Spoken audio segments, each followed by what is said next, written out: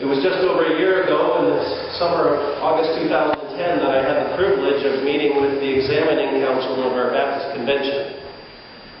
And for those of you that don't know what that is, that's an opportunity for all prospective pastors to write down in about 5 or 6 pages everything we believe about God.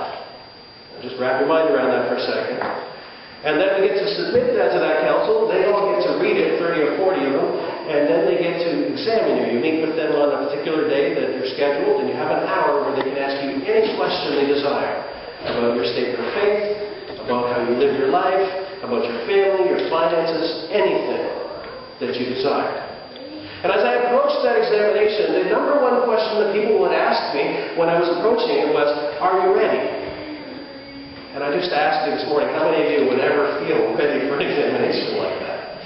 Knowing that 30 or 40 people had the privilege of asking you anything they wanted. That's like the worst job interview ever, isn't it? Are you ready? Is the question that often gets asked. And in the middle of a life that's filled with those kind of unexpected circumstances, and life tests us in so many ways, imagine if I were to come to you and say, are you ready to lose a loved one? Are you ready to change jobs? Are you ready to change your lifestyle? Are you ready to retire? And some of you would say right off, yes, I know I'm ready. And others would say, I have no idea how I would handle that. This question, are you ready, is one that is asked of us all kinds of times through our lives. And it's one that we need to answer. And I believe this morning that we can find an answer to the question. At least an awareness that will help us to be ready regardless of what life brings. Mark chapter 13 is the longest speech of Jesus in the book of Mark. And it's there because Jesus knows that He's in transition, because His disciples need to be ready for what's about to happen. What's come before Mark chapter 13 is the story of Jesus' life, of what He has done, of His teaching, of the story of the miracles that He did and the people that He met. But after Mark chapter 13 is the story of Jesus headed for Jerusalem. Headed for the cross, headed for His death. And if He had asked His disciples, are you ready for me to go to the cross? What do you think they would have answered? They would not have said, yes, we're ready. In fact, we know from the Gospels that time after time when He said, this is where I'm going, not only did they say they weren't ready, but they said, no way, Lord, you can't do that. They argued with Him about where He was supposed to go and what He was supposed to do. The question, are you ready, is an important one. And Jesus knows that His disciples need to be able to answer yes to that question. Are you ready? He wants them to learn how to remain faithful. He wants them to learn how to be obedient, not only in the good times, but in the difficult times that are coming. He wants them to be able to say when their faith is being tested, yes, I am ready for whatever will come. He wants them to be ready to share His message of hope, the good news of Jesus Christ, even when it would be unpopular, even when it would cost them into their lives. And so Jesus' words in Mark chapter 13 tell His followers just to do 2 simple things. 2 simple things He wants them to be able to do in order to deal with life, in order to deal with what's to come. The first thing He wants them to do is He wants them to be able to understand the signs of the times. To be able to look around and to see and know that what they're seeing fits into a pattern. And understand what that means. And the second thing He wants them to do is even easier. He just wants them to stay awake. To stay awake and to be ready for whatever comes. So what do we mean by understanding the signs? And this is the reason I'm asking you to keep Mark chapter 13 open, because the whole first part of Mark chapter 13 is explaining the signs of the times. It starts in verse 1 with one of His disciples coming to us saying, they're coming out of the temple and they're looking at this incredible, beautiful building. We have a beautiful building here. Our church is a beautiful building, but it doesn't even come close to comparing with the temple of the time. That was a spectacular building. That was like going to see one of those great cathedrals in Europe. I mean, it was something else to see. The product of years and years of labor and millions of dollars of investment to make this beautiful building. And the disciple, understandably, is going, wow, what an amazing thing, a place to worship God. And what does Jesus say? Destruction is coming. It says, do you see these great buildings? There will not be left here one stone upon another that will not be thrown down. We tend to celebrate the things we can see and touch. And Jesus said, one of the signs of the times, one of the things you need to understand is that destruction is coming. That things will be destroyed that we expect to see last forever. And we know this, right? We see patterns, just to come back to this idea of signs. How many people have ever said or heard the statement, bad things come in threes? Right? There are some families in this church, I dare you to say that to. They're probably going to slug you one. Okay? But we look for coincidences, we look for patterns, we look for signs. And one of the signs Jesus says that we're going to see in the future is destruction.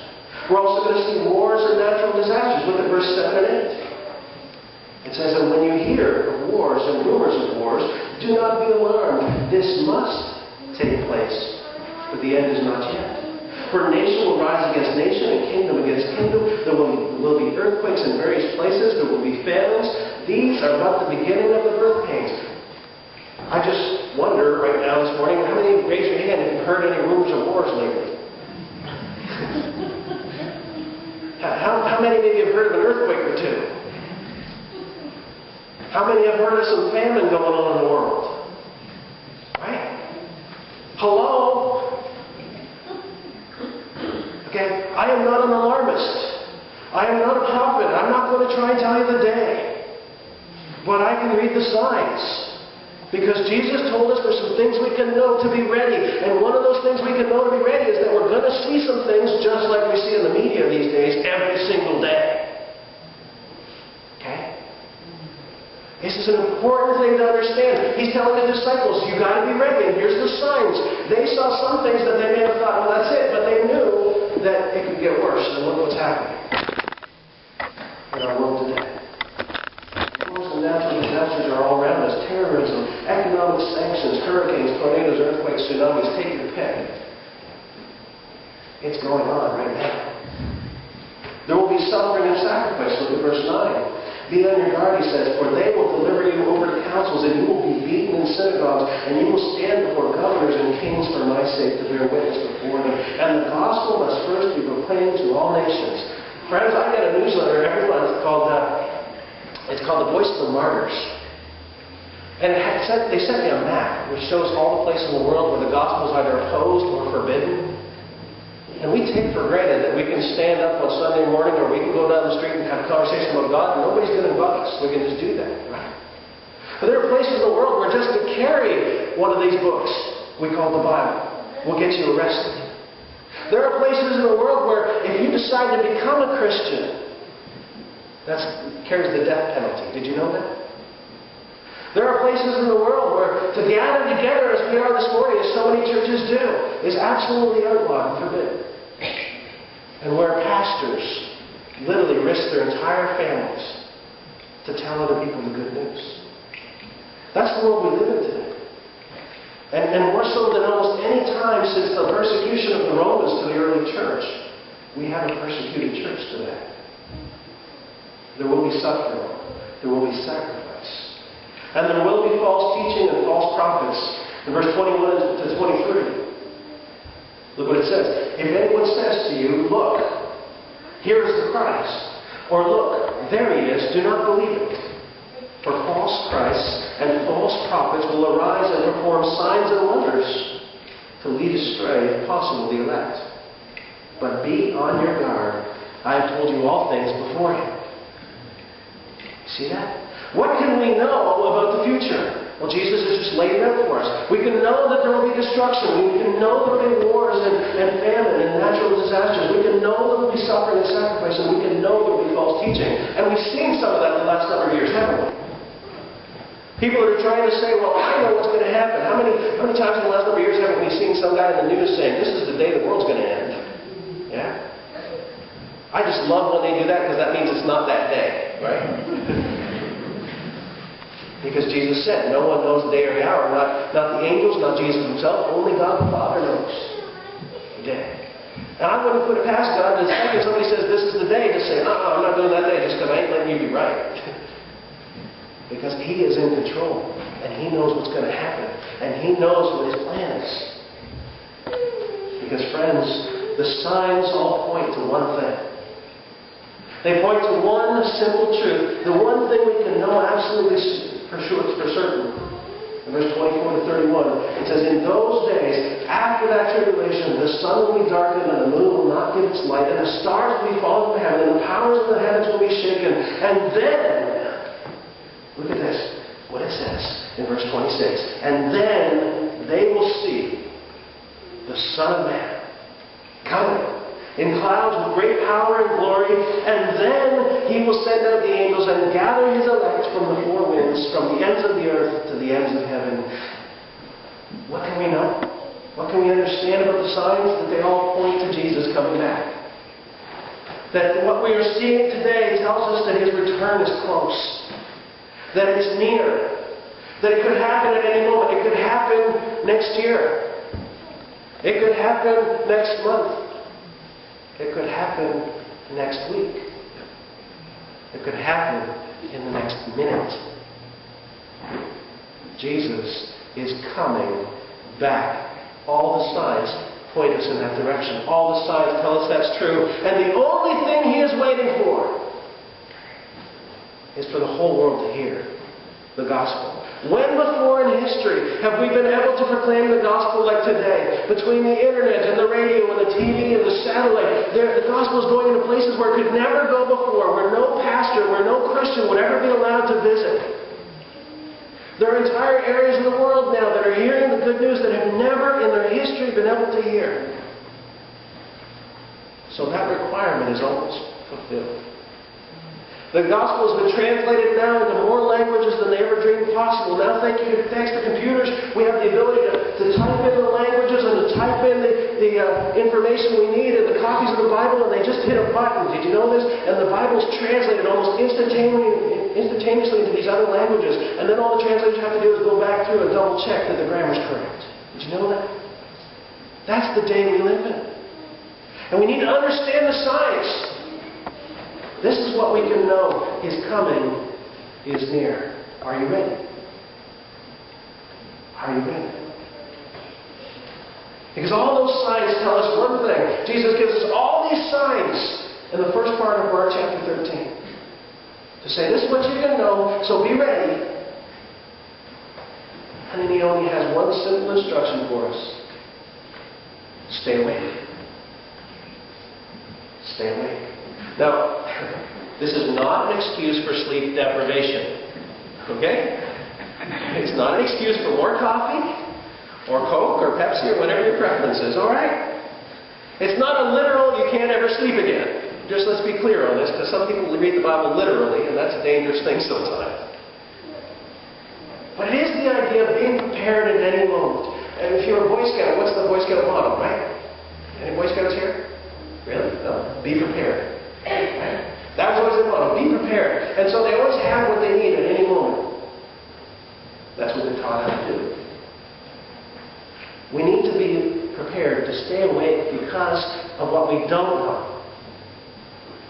And that's the time when He's coming. As I said, it could be next year, next month, next minute. We don't know exactly when He's coming. We know He is coming, but we don't know exactly when, so we must be ready. Because we can't change what's to come. We can't afford to be blind to what's going on. But we must not let what's happening distract us from the task at hand. We must stay awake because of the time we live in. We must stay awake because of what is coming. It's like labor pains, the Bible uses that word to describe it. That there's signs of something more. Any woman that's ever had false labor knows that there's times that happens. That we go, oh look, that's it. Oh, false alarm.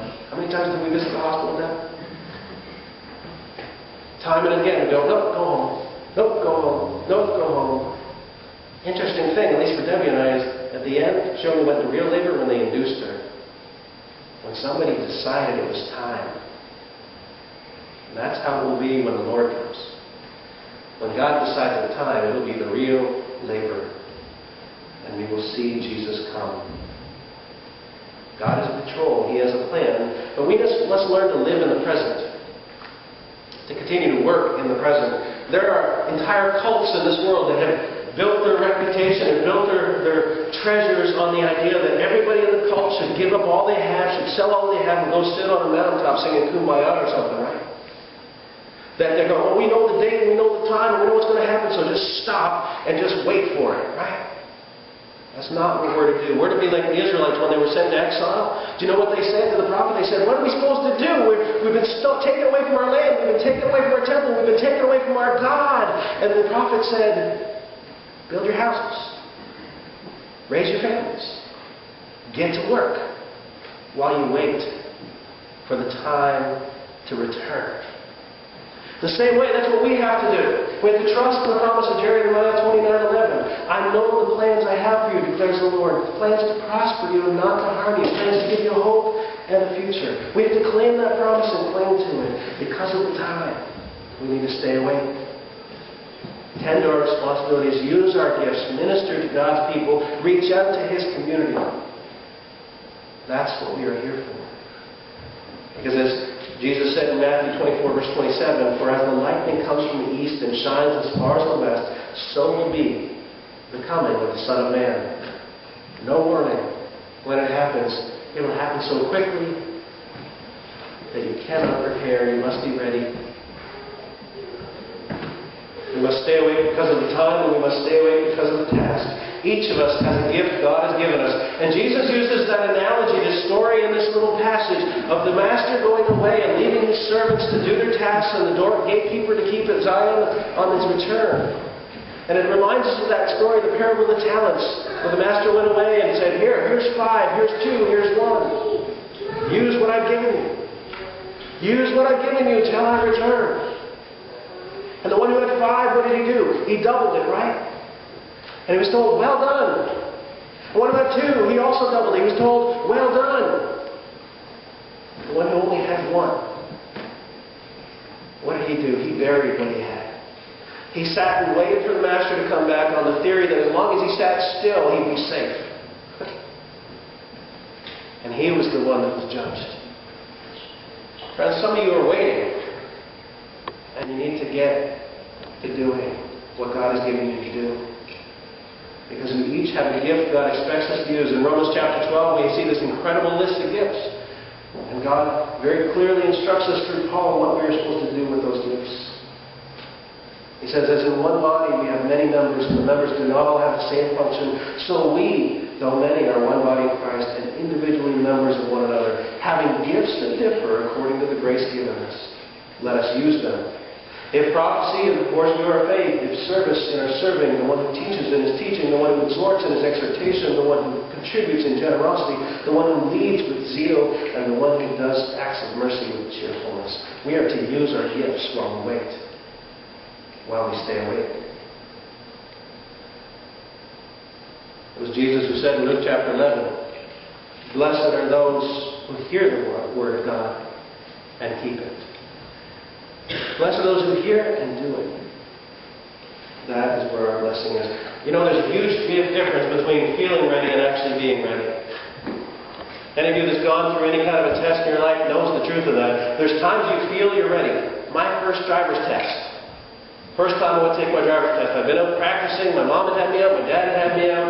I thought I knew what I was doing. I thought I had a handle on it. I went out for my driver's test. I felt ready. Somebody said, are you ready? I said, yes, I'm ready. Let's go. I'm going to take my driver's test, right? I failed abysmally. Twice. Okay? I did. I failed my driver's test twice. Why? Because I felt I was ready, but it wasn't actually ready. On the other hand, last year when I stood before that examining council and they asked me their questions for the period of time they were allotted, I can tell you what, I did not in any way, shape, or form feel ready. That was the most terrifying examination of my life. I'd much rather go back to high school and have, algebra exams or something. I'm not kidding. Having all these people just asking questions and you didn't know where they were coming from or what their agenda was, and they could just ask what they wanted. I did not feel ready. Guess what? I passed with unanimous approval. Right? I didn't feel ready, but I was ready. I'd encourage you that if you understand the signs and you stay awake, and whether or not you feel ready, you'll be ready. But friends, if you ignore the signs And you walk through life like so many people asleep on your feet. That when the day comes and that lightning flashes, the Son of Man returns like He promised He will, you will not be found ready. All that is needed is to put your faith in Jesus Christ, to put your faith in Him, and to trust that He is going to keep His promises, that what He did for us on the cross paid the price for our sin. And to get to work while we wait for Him to come back. Understand the signs. Keep awake. Are you ready? I know I am. Let's pray with me.